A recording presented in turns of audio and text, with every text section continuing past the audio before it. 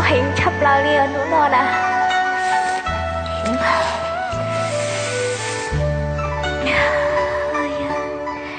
Tình đời khi trắng khi đen. Ôi dồi, chờ gì đã xia à? Đâu có, đúng là nói xin.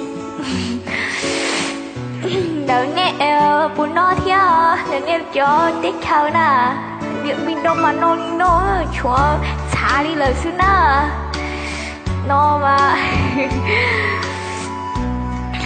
ít cái số nó hối ra câu của mạnh mẽ với chị đó. Đâu khỏi thì nó thâu nữa là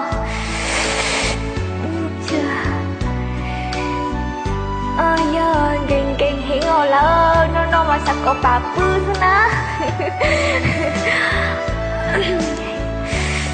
Nó đi nó mà sáng chế số chắc của bà bư ta hao cậu và ta hao à. Đâu khỏi đi nó hình là hát cho chú như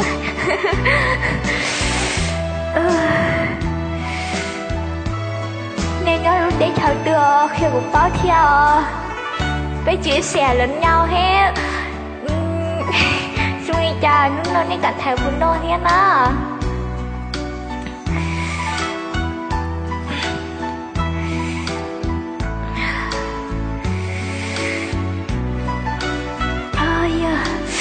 Rồi nó mà dù là hành cao rồi đó. Chị cho ngồi làm đâu á, hát luôn đi chỗ sủa. Lỡ nó hiểu là hai chị trình hiểu rồi. Giờ nó chỉ trong là sẽ xả đi chán á, chị ta báo hay chứ. Lúc nó rộng hết thơ liền. Nó nè.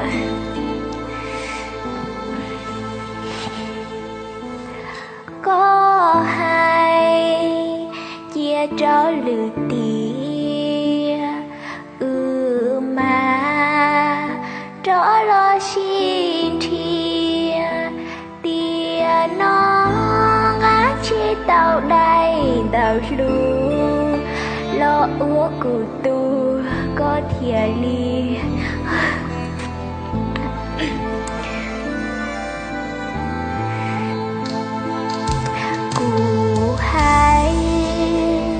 Thôi có bảo cha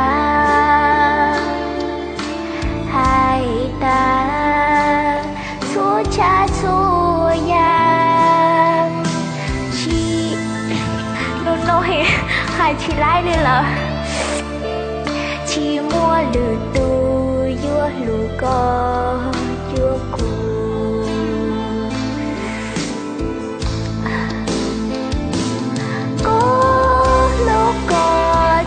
Bao ta lô có cha thua giang tan thơ cho xìa lô của mua ta trâu con bao non tránh chúa đã chi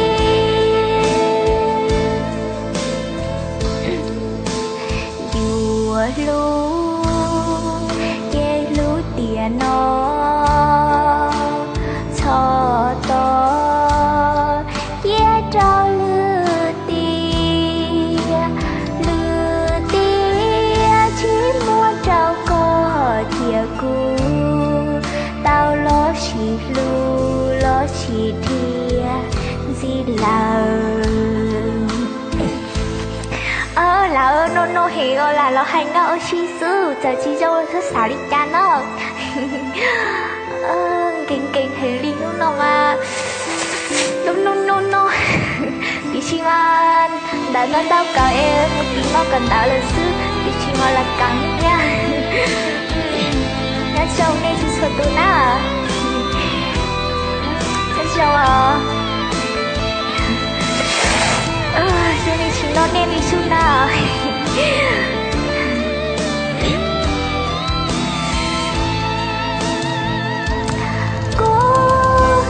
Có chi bao ta lỡ có cha thua nhà ta thôi gió chia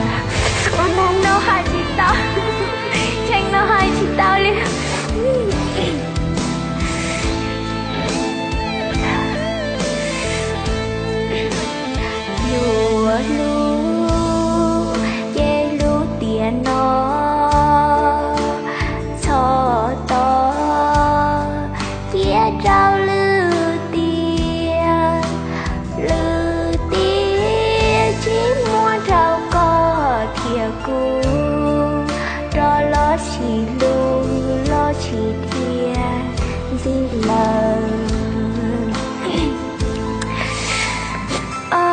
nó lờ nó li sáng một từ lúc bùa là lại chỉ một từ lúc ta sẽ có mấy từ những gấm bông nó nhất là vui san rồi nè